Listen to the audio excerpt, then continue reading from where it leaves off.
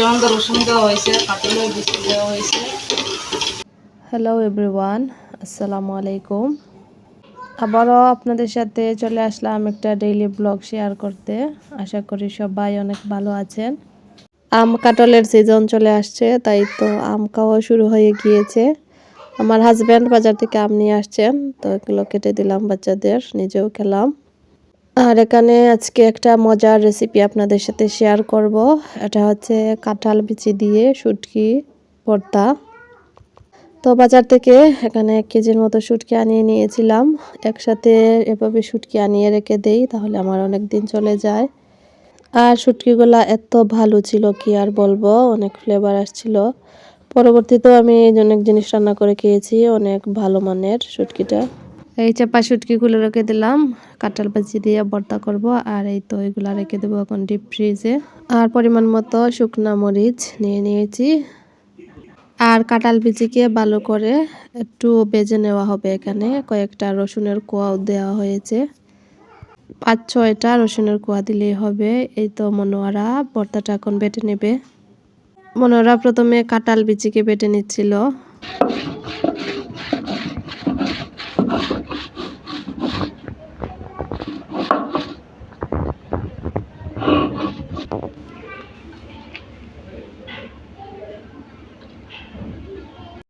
আর শুকনা মরিচটাকে ভেজে এখানে বেটে নেওয়া হয়েছে। এখন শুটকিটাকেও বেটে নেবে। কাঁঠাল বিচি দিয়ে এইভাবে শুটকির ভর্তা আপনারা কে কে খেয়েছেন অবশ্যই আমাকে কমেন্ট করে জানাবেন। আর যারা খান নাই এইভাবে অবশ্যই ট্রাই করে দেখবেন, এটা যে কি পরিমাণ মজা হয়। যারা খেয়েছে তারা অবশ্যই জানেন। প্রথমে এখানে শুটকির বড় কাঁটাগুলো ফেলে দিচ্ছিল, তাহলে বাটতে অনেক ভালো হয়। কিন্তু ও যদি প্রথমে শুটকিটা আগে বেটে নিত তাহলে আরও বেশি ভালো হতো।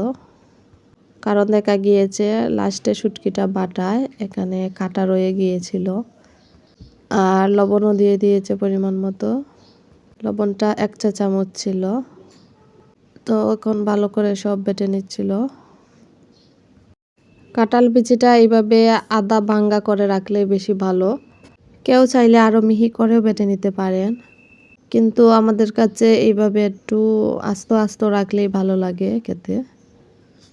মাশাআল্লাহ, অনেক ইয়াম্মি লাগছিল দেখতে। শুটকিটাও বাটা শেষ, এখন মনোরা ভালো করে সব কিছুকে মিশিয়ে নিচ্ছিল। কাঁঠাল বিচিটা কিন্তু সব সময় পাওয়া যায় না, তো নির্দিষ্ট একটা সিজনে মিলে। তো বছরের এই প্রথম আজকে কাঁঠাল বিচি দিয়ে শুটকির ভর্তাটা খেলাম, আর অনেক মজা হয়েছিল মাশাআল্লাহ। এই তো মনোরা ভালো করে এখন মিশিয়ে নিচ্ছে সবগুলা। শুকনা মরিচটা কিন্তু ভেজে দেওয়ার কারণে এত মজার একটা ফ্লেভার আসছিল মরিচের। আমার চ্যানেলে কিন্তু অনেক ধরনের ভর্তার রেসিপি আমি দিয়েছি, কেউ চাইলে আপনারা গিয়ে দেখে আসতে পারেন। আর এটা টোটালি একটা ডিফারেন্ট টাইপের এই শুটকির ভর্তা। আর এই ভর্তাটা এত মজা মাশাআল্লাহ, যারা খেয়েছেন তারা তো অবশ্যই জানেন। এখন মনোয়ারা সবগুলাকে বাটিতে তুলে নিচ্ছিল। আপনারা অবশ্যই এইভাবে ট্রাই করতে পারেন। আর এখানে ছিল ডাঁটা শাক, আজকে মুরগির মাংস দিয়ে এই ডাঁটা শাক রান্না করব। আর কাঁঠাল বিচি দিয়ে ডাঁটা শাক দিয়ে একটা সবজি রান্না করব। তো এই ডাঁটা শাকগুলো আমার আম্মা দিয়েছিলেন আমাদের বাড়ির। অনেক ভালো ছিল ডাঁটা শাকগুলা। এখান থেকে যেগুলা কিনে খাই দেখা যায় ওনারা সবজির মধ্যে পানি মারতে মারতে একদম সবজিগুলা নষ্ট করে ফেলে। আর বাড়ির যেগুলা ওগুলা একদম ফ্রেশ, কি বলবো, কোনো সার ছাড়া, খেতেও কিন্তু অনেক বেশি ভালো লাগে। আর আজকে আমি ভাবলাম এই অনেক বড় যেহেতু ডাঁটা শাকগুলা, তাই মাংস দিয়ে রান্না করে খাই।